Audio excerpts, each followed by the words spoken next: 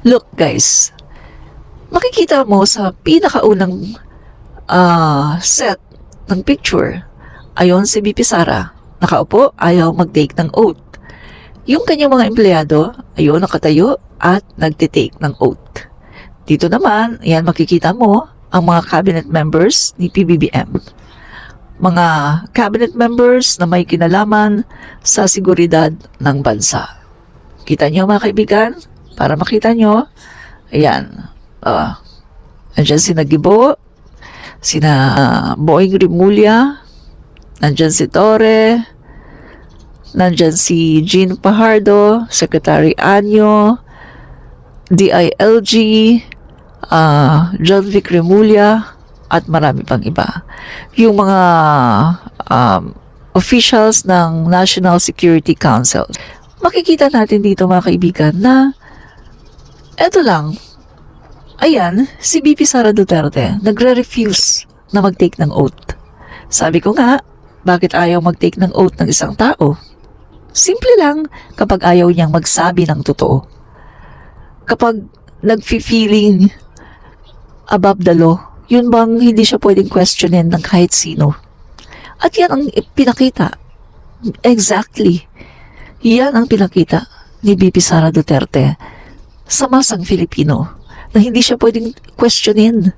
Bigyan mo lang siya ng confidential funds tapos huwag mo na siyang questionin kung saan niya dinala. Dito mga kaibigan, pwede namang hindi umattend ditong mga cabinet members ni PBBM.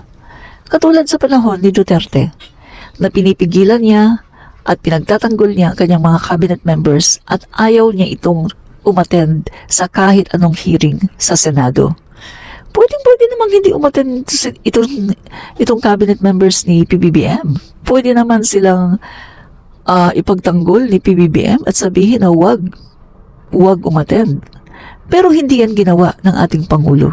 Kasi nga, ang Pangulo natin mga kaibigan ay marunong gumalang sa batas at sa mga institusyon.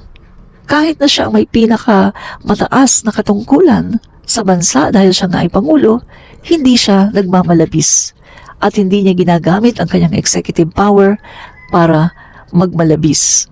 Hindi katulad sa panahon ni Duterte na ang kanyang mga cabinet members ay hindi niya talaga pinapa-attend. Dito pa lang mga kaibigan, makikita na natin kung anong uri ng politiko ang vice-presidente. Feeling entitled, huwag niyong tatanungin kung ano lang ang gusto niya, kung ano lang gusto niyang sagutin, kung sino lang ang gusto niyang kausapin, doon lang. Huwag na huwag niyo siyang tatanungin. Dahil kapag ginawa niyo yan, papakita niya ang kanyang tunay na kulay. Nandyan yung paninigaw, malulutong na pagmumura, pagbabanta sa buhay, at nandyan ang pagbibintang.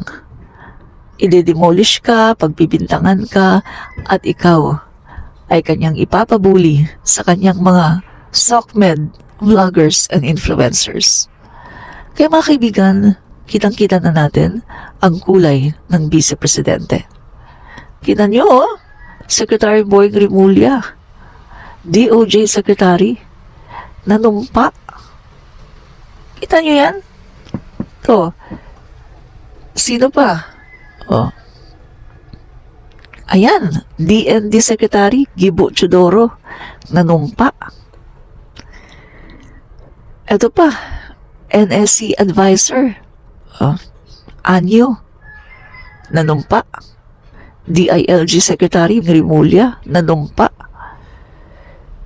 Major General Torre, na napakaangas niyan. Yan ang mga nagpapasuko ng mga fugitive na numpa. At marami pang iba. Tingnan niyo mga guys. Ang ganda tingnan ng cabinet members ni PBBM. Gaano man kalalaki ng kanilang posisyon. Sila ay humble na nagpunta sa Senado at sumunod. At sila ay nag-take ng oath para magsabi ng katotohanan. Yan po ang malaking pagkakaiba nito kay Sara Duterte at sa administrasyon ng kanyang tatay na ang mga cabinet members ay protektado at hindi pinapapunta sa anumang hearing. Diyan po natin makikita, mga kaibigan, ang accountability, ang pagmamahal sa bayan, ang pagiging tunay na public servant. Kudos sa ating mahal na Pangulo. Wala naman kasing tinatago ang BBM administration. Wala naman kasing dapat na itago ang PBBM administration. Kaya anytime, ready na humarap kahit kanino at kahit sa Senado pa yan, sa Kongreso, or maging sa Korte. The PBBM administration has nothing to hide dahil wala naman silang ginagawa na illegal. Remember, mga kaibigan, ang pag-aresto kay dating Pangulong Duterte ay hindi kidnapping. Ito ay pagtupad lamang sa ating commitment sa international na police, ang Interpol. Dahil ang Interpol din, mga kababayan, ang tumutulong sa atin kapag meron tayong mga hinahanap na fugitive sa iba-ibang mga bansa. Kaya, kung ano man ang nangyari, nagkaunting gulo sa pagkakaaresto kay dating Pangulong Duterte, iyon ay dahil sa resistance ng kanyang mga kasama. Kitang-kita naman natin sa video na kung paano maharas yung mga pulis. At kitang-kita natin sa video yung isa ang napakalaki pa ng bukol. Kaya hindi ito, mga kaibigan, maitatago sa sambayan ng Pilipino. Kaya isa na lang ang masasabi ko sa mga DDS, move on. Wala na kayong magagawa. Ang tatay nyo ay nasa dahig na para humarap sa lahat ng kanyang kasalanan na nagawa. Remember, lahat ng kasalanan natin sa mundong ito may kabayaran. Lahat ng sobra, kinakalos. Lahat ng kasamaan, may katapusan. At ang batas ng tao, ang batas ng Diyos, nagsasabi na kung ano man ang gawin mo sa buhay mo, masama man ito or mabuti, lahat yan babalik sa'yo. Kaya kung nais natin na puro kabutihan ang babalik sa atin, magtanim ka ng puro kabutihan. At kung nais mo naman na puro kasamaan ang darating sa buhay mo, well, desisyon mo yan, magtanim ka ng masama. Kung gusto mong umani ng masama, pero kung gusto mong umani ng puro kabutihan sa iyong buhay, magtanim ka ng kabutihan sa kapwa mo, sa Panginoon, at lalong-lalo na sa bayan. Oh? Kaya mga kaibigan, tingnan nyo lang ang picture na to at makikita nyo na ang katotohanan.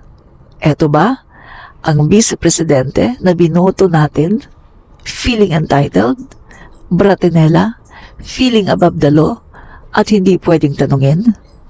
Eto ba ang vice-presidente na sinuportahan mo noon na ngayon ay nagpakita ng tunay na kulay? The Vice President, COA, and DBM po. Thank you, ma'am. Mr. Chair, Yes, the Honorable yes, Vice when you President. sent a letter to the Office of the Vice President, you attached a copy of the rules Okay. in aid of legislation. Yes po. Yes, sir. Nakalagay po doon na witnesses lang po ang ino-oath. Sabi niyo po, ngayon sa amin, resource persons kami.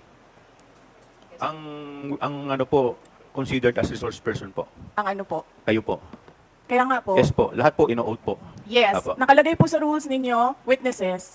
Nakalagay po dito ngayon sa table, resource persons. Lahat po considered as a resource person and witness. Lahat po naman kayo, lahat resource person pa. Wala pa naman po tayong tinatawag na, lahat po considered as resource person pa lang po. Right. Opo. Ang nasa rules ninyo, witnesses lang po ang nag-oath. Wala po kayong rules sa resource persons. Ma'am, ano lang po yun yung term lang po yun pero considered as a resource person din po kayo Yes, sir. Opo. Resource persons nga po Kayo, nakalagay witness dito. din po at saka resource person po. Hindi niyo po sinabi na witness ako. Sinabi niyo po dito ngayon, resource persons. Ang nakalagay po sa rules ninyo, witness. Comsec, ano po yung pinadala po ninyo? Yun pong rules in aid of legislation. We will proceed to the oath taking. If the Vice President refuse to take her oath, we will respect that. In the meantime, Comsec, please proceed with the oath taking of the other. You should have Persons reminded her to when she said the refrain line, diba? I called your from- attention, Madam Chair, you did not recognize me. So, ngayon, sasabihin ko na, if you allowed her that, you allowed me a snide comment as well. Proceed Secretariat, with your... please Madam proceed, Chair, I ma'am, would like the with your- Secretariat to repeat the first 3 lines of the Well, comments. a point of order, Madam Chair. Point of order, Madam Chair, kasi parang... So let's di ba- please proceed with the Yeah. answer. Point of order, Madam Madam Chair. Kasi parang siya yung nagpe-preside eh. Kailangan yung maipaliwanag. So hindi pwede yung ganyan na yung tactics na ganyan na parang ano no? Parang sorry for the pusit, na kapag nasusukol na ang pusit ay nagaano ng maitim na tinta. Bakit mo ako kinocrucify for saying a fact that somebody is convicted of child abuse sitting in the chair?